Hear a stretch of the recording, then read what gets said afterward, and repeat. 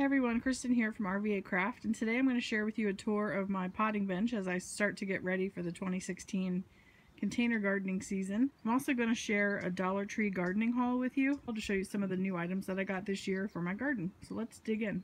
So the potting bench itself is from World Market. I've probably had it for about 5 years, and I think it was around $100 when I got it. As you can see, it's nothing fancy. It's probably like 2 feet by 4 feet, and it has a hutch attached to it. It has this lower shelf where I keep a container with all of my extra potting soil and some little pots and little odds and ends that I want to keep protected from the elements. And then I have all my pots stacked on the bottom. The green one is the biggest one, so everything's kind of nested in there along with my watering cans. I have 2 huge bags of soil that I'm going to use to start my garden for this year. This is a cool feature. You can lift out this tray and there's a blue bucket in there to catch all the extra dirt or any seeds that might get through the slats, so you can clean that up. So this is where I just keep some of my smaller tools for gardening. In this mason jar I keep seed packets and extra seeds that I'm not using for the season. I have these nitrogen sticks that feed your plants. I have a marker to go with these garden stakes that you can put in your containers to label everything you have planted.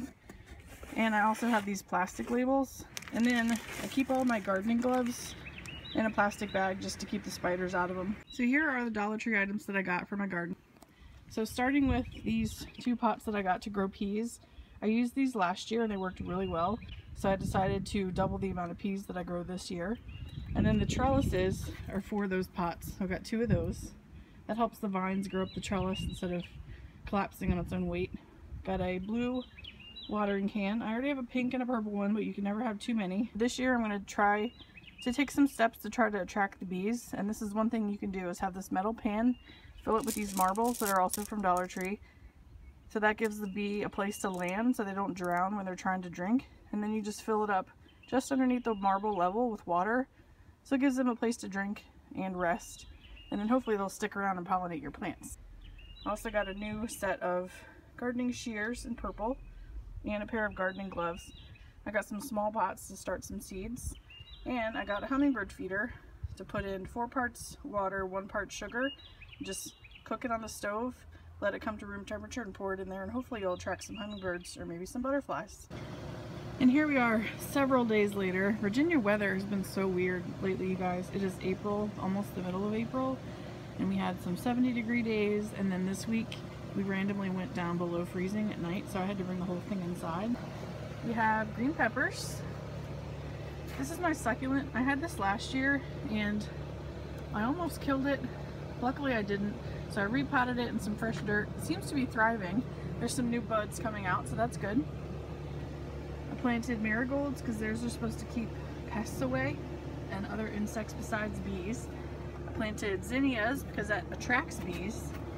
I have 2 pots for green beans with trellises attached so they could grow up the vine. 2 pots of peas with trellises as well.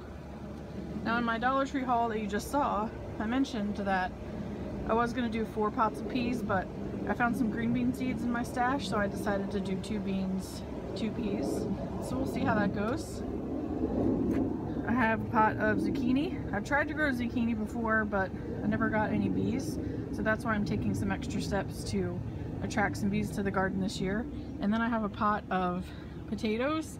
These are so easy. If you just have potatoes in your pantry that are going bad and have sprouted, put them in some dirt, wait 100 days, and you should have new potatoes. I tried this once before and we had a big storm that broke all the stalks, so I didn't actually get any potatoes. So hopefully this year goes a little bit better.